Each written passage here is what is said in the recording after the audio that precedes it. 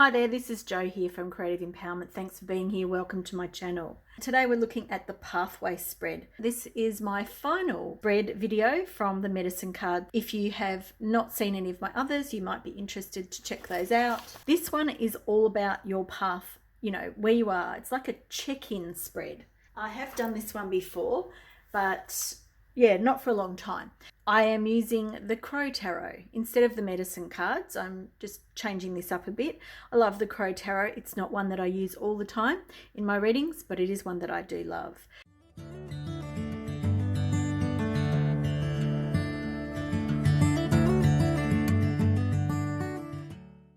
Our pathway spread is based on an old ancient spread coming from the Druidic system of divination. This is not in the tradition of the medicine cards itself. It's been adapted and adopted. This spread gives you overall information about your pathway in life. So our pathway spread starts here, the first card, 1, 2, 3, 4, 5, 6 and 7. By using this spread, you are able to look at your present pathway as well as where you have been, where you are going, what is challenging you and what you have completed. So our first card is the past card. So we've got the Knight of Cups here, and the Knight of Cups to me feels very dutiful, right? It's got its head down. It's a beautiful white horse, and horses are about freedom. However, this horse looks like it's burdened by being creative, burdened by having, fish drop out of the sky for it, burdened by being magical almost. I can certainly read that as my past, that even though I am a creative person, also a psychic person, I probably have seen these as burdens to bear rather than to be celebrated, probably because I don't know how lucky I am half of the time. I suppose I haven't seen the gift in some of these things. But there've been other things that I feel like I have been burdened by, so the freedom of, so I haven't been able to be free with my spirituality and creativity. And I run a business that is based on those things. So, interesting. Our card number 2 is your present. And the present is the Nine of Pentacles.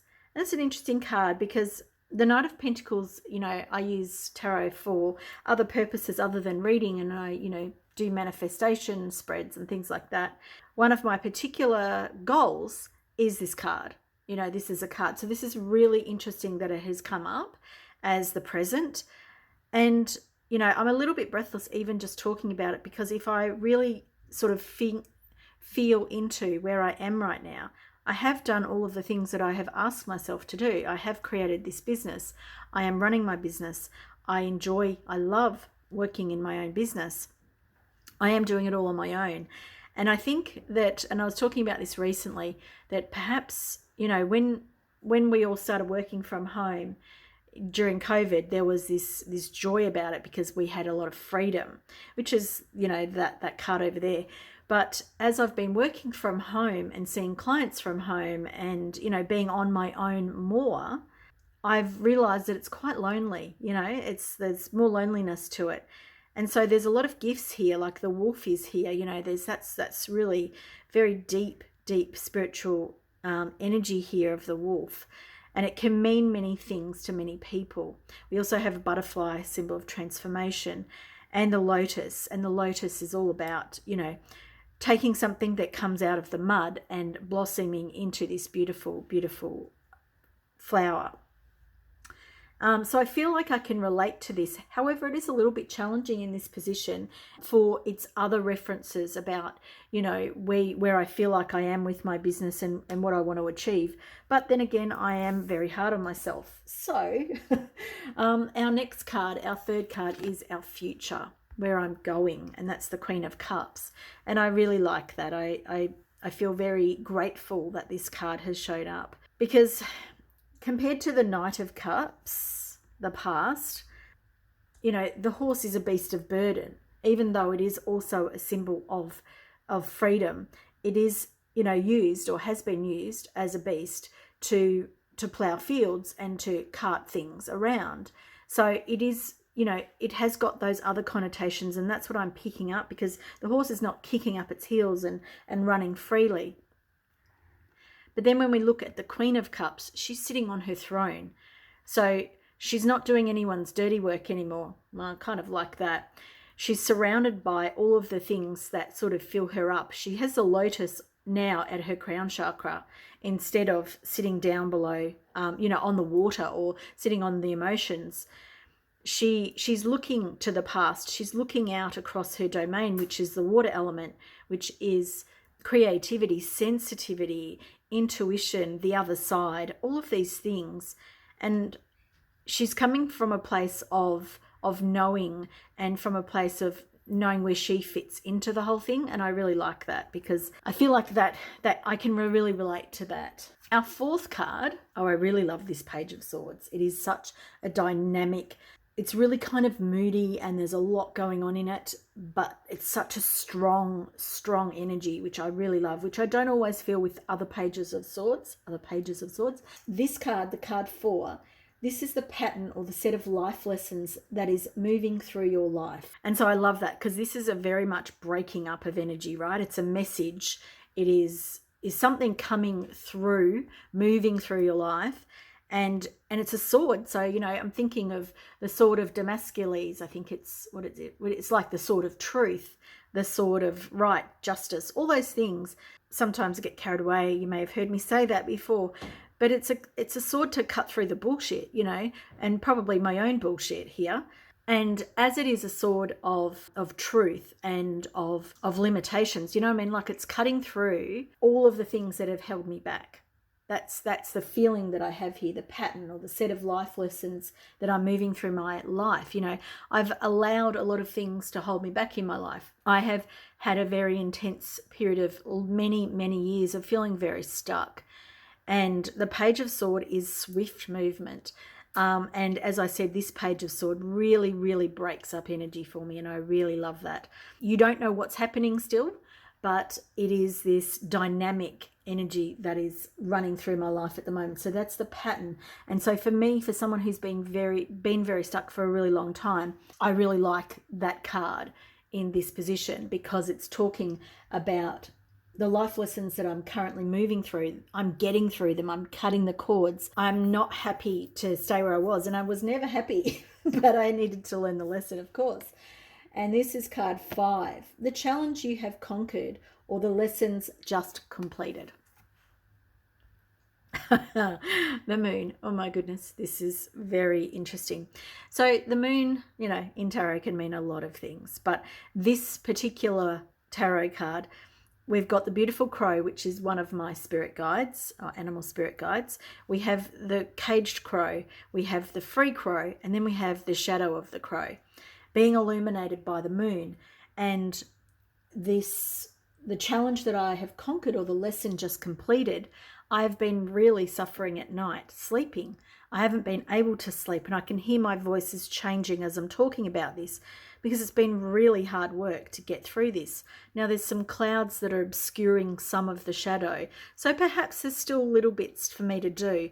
But if I look at the illumination of the shadow, which is the work that I have just worked through, and this idea of being stuck and being caged, then I could say that this is showing me that the moon, or my shadow, has been illuminated, and instead of me hiding it and wearing a mask because I was unable to accept what my shadow was, and for me that was various things, this is showing me that I can look at myself now. I can actually see myself and not only be critical and judgmental, because that's a very big pattern of my past, but also actually look at myself with discernment and look at myself with eyes of kindness. And that is a big, big step for me.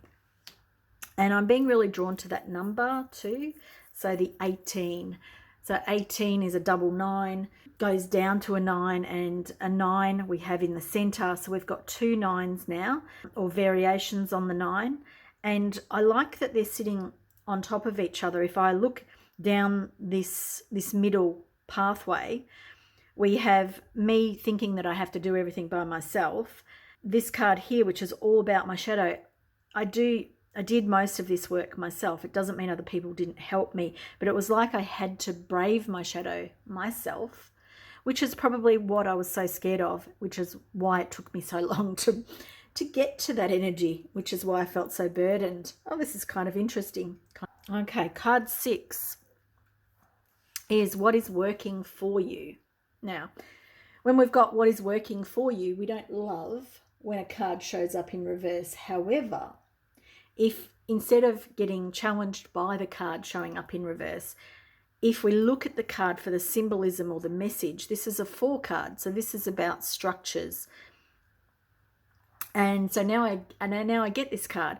This card is talking about, you know, dismantling structures. It's talking about things that haven't been working for me on my path. I have been running 2 aspects of my business, a healing part and a reading part. And I know that this is my pathway, but my pathway is very much my business because it is me. I've had to, Spirit has, you know, given me not an option, but, you know, been quite firm that I needed to let one part go because I was basically internally fighting myself and competing like self-cannibalization. I can't even say the word, because I was, you know, stretching myself too thin, fighting with myself. So I feel like this card is telling me that that's what's working for me, that I have surrendered to this idea. That is what I need to do, to focus solely on one thing, the thing that gives me the joy, which is, you know, this looks like an upside down grail almost. So, you know, an upside down card can actually be a real gift if we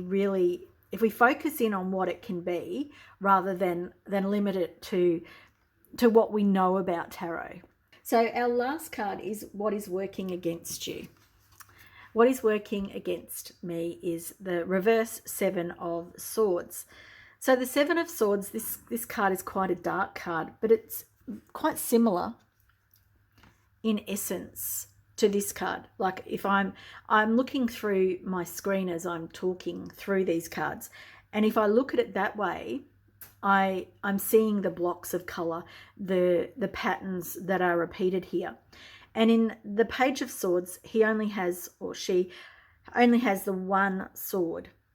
In this 7 of Swords, they have 3 swords. So there's more that they're trying to get away with. I don't know if that's the way that I want to read this. I need to come back to what is working against you. One of the things that I just did then was turn the card upside the right way, to sort of get a picture of what I'm sort of sensing from these cards. And as soon as I did that, I saw this crow wanting to sort of do things with nobody watching.